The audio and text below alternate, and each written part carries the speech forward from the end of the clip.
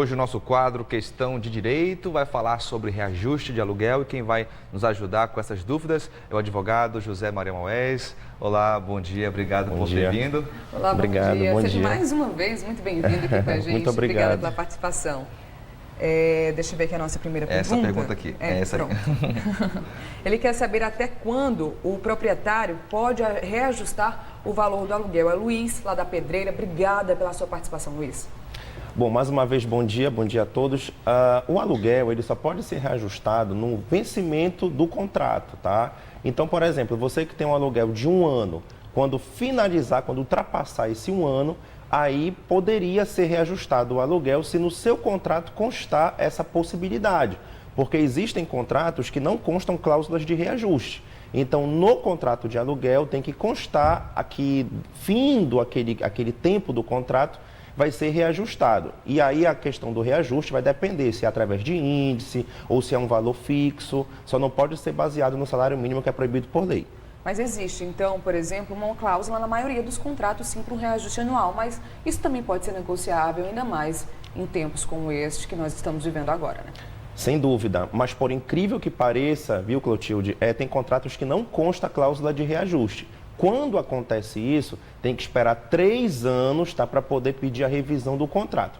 Mas um padrão é que conste sim uma cláusula de reajuste em cada contrato de locatício. Certo. Tem uma pergunta aqui da Rosa Moraes. Bom dia, Rosa. Obrigado por participar com a gente. Ela tem um imóvel que aluga para uma amiga e ela não reajusta o valor há 5 anos. Ela quer saber se pode somar todos os índices de inflação ao longo desses anos e fazer uma média para reajustar o valor. Não pode. Tá? O que acontece é o seguinte, eu acabei de falar, tem contratos que não há reajuste. Quando acontece isso, como é o caso dela, que já tem 5 anos, ela tem que fazer a revisão judicial do contrato. Tá? Ou seja, vai através do juiz, vai ser feita uma perícia, vai ser feito esse cálculo. Esse cálculo não pode ser feito de maneira unilateral pela locadora.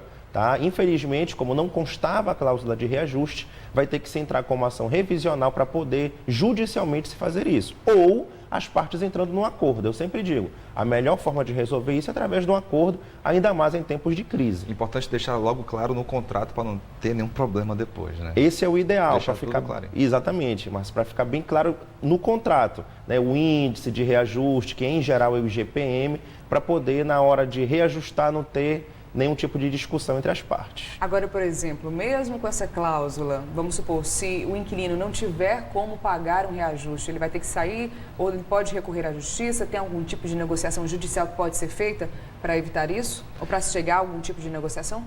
Olha, com raríssimas exceções, se tiver um desequilíbrio financeiro através de inflação ou alguma coisa do tipo, de força maior, o inquilino poderia, mas se consta no contrato a cláusula de reajuste baseada em algum índice, ele tem que ser cumprido. Agora, evidentemente, né, em tempos de crise, se você está com o contrato a ser renovado e a ser reajustado e aquele valor ultrapassa a sua condição financeira, a melhor ideia é chamar o locador, conversar, porque tudo pode ser ajustado entre as partes num contrato de locação. Certo. Agora tem uma pergunta aqui de uma telespectadora. Ela alugou uma casa, tem uns 2 anos. Nesse tempo, a dona nunca aumentou o valor. Só que agora ela aumentou de 500 para 600, só que ela disse o seguinte, não tem contrato, é tudo de boca. Qual a orientação nesse caso?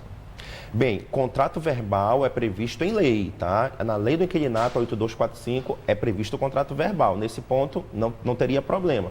O que não pode é esse reajuste abusivo, que, ao meu ver, a olhos nus, digamos assim, é abusivo. R$100, né? É, R$100. Então aí é que está a ilegalidade. De ser verbal, nenhuma ilegalidade, mas esse reajuste me parece um pouco ilegal. Tem que acompanhar, em geral, acompanha o índice de GPM, né? O índice que é medido pela... Em geral, o IGPM ou o IPCA. O IGPM é estipulado pela Fundação Getúlio Vargas, Isso. o IPCA pelo IBGE, né? Em geral, são esses índices, mas não é obrigatório ser reajustado por esses índices. Pode ser um valor qualquer, um valor estipulado.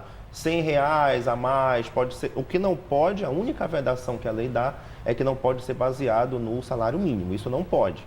Mas os índices eu posso estipular conforme as partes queiram. Não existe obrigatoriedade de um índice. A gente tem agora até uma pergunta boa de um assunto que foi inclusive tema aqui do Bom Dia Pará esta semana. Quem paga aluguel tem que pagar IPTU?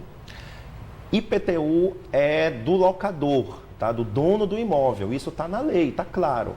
Salvo, e aí que vem os salvos da vida, né? salvo se constar no contrato de locação, que é responsabilidade do inquilino. Se isso constar no contrato de locação, passa a ser do inquilino. Se no contrato não houver menção a isso, é do locador. O locador é que tem que pagar, não apenas o IPTU, mas também se tiver taxas extras, extraordinárias de condomínio e tudo mais, também é do locador. Mas, repito, salvo se não tiver no contrato de locação. Muito bem, muito obrigado mais uma vez pelas informações aqui no Bom Dia Pará. Tenha um bom dia. Bom dia. Obrigada, José Maria Obrigado. Maués. Até a próxima. Até a próxima. Obrigado. Tchau, tchau.